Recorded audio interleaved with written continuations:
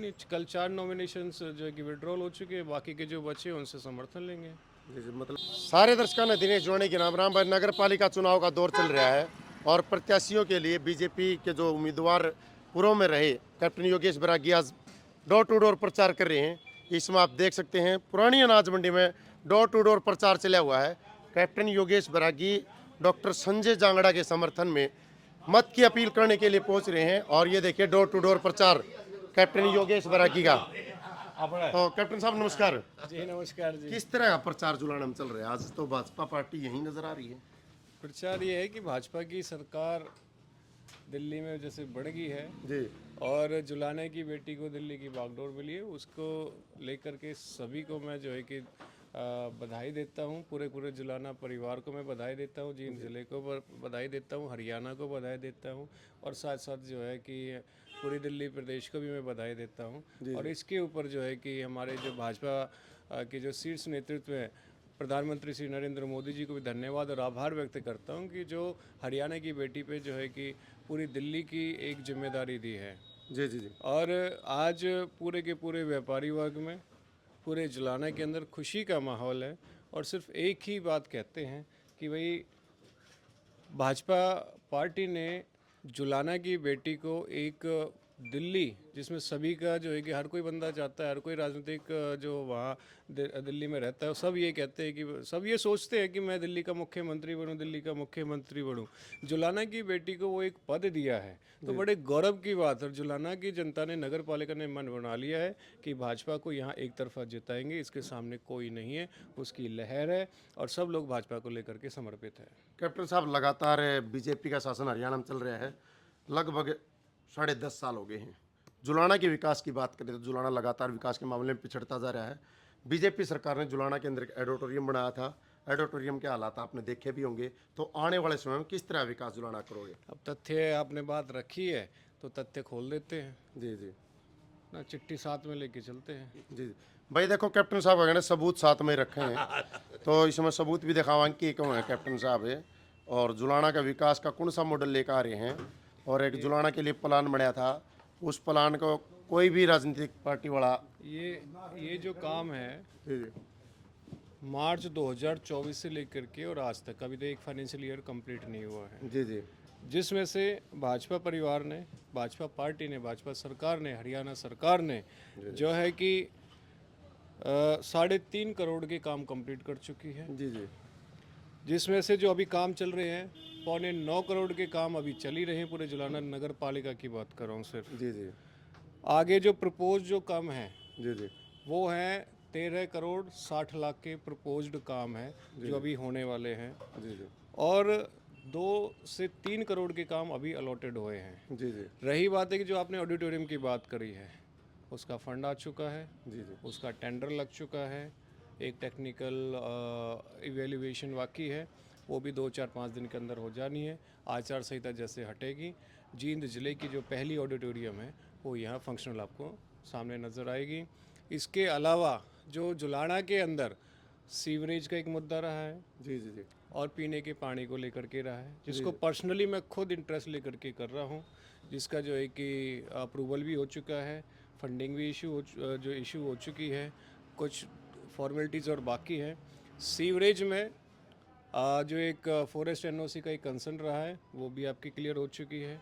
आने वाले टाइम के अंदर लगभग 6 से 7 महीने के अंदर अंदर 90% जुलाना नगर पालिका का काम कंप्लीट हो चुका होगा। लोगों को जो है कि इससे निजात मिल जाएगी।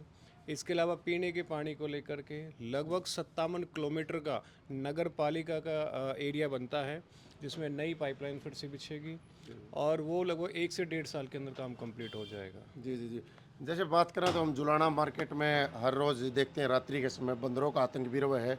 और आने जाने की बात करें तो महिला तो पुराने बस स्टैंड से लेकर रेलवे स्टेशन में आने में सक्षम नहीं है, कहीं लाइट व्यवस्था नहीं है, कोई सफाई व्यवस्था भी नहीं है, व्यापारी वर्ग भी परेशान है, आए दिन कोई ना कोई घटना घटती रहती है। इसको लेकर क्या करेगी बीजेपी? सबसे पहले तो मैं बता देता हूँ, जुलाना आज भय मुक्त है।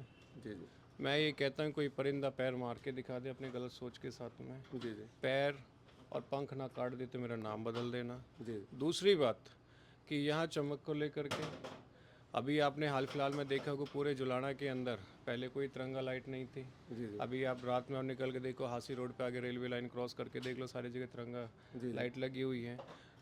नई पुरानी अनाज मंडी के अंदर यहाँ भी लाइट आ चुकी है। आचार संहिता की वजह से यहाँ लग नहीं सकती है, तो इसलिए वो काम आचार संहिता तक 2 तारीख तक हॉल्ट कर दिया गया है। रही बात है साफ़ सफाई को लेकर के, सैनिटेशन का पहले यहाँ शौचालय भी नहीं थे, शौचालय भी चालू करा दिए हैं। 2 नए शौचालय यहाँ बनने वाले हैं।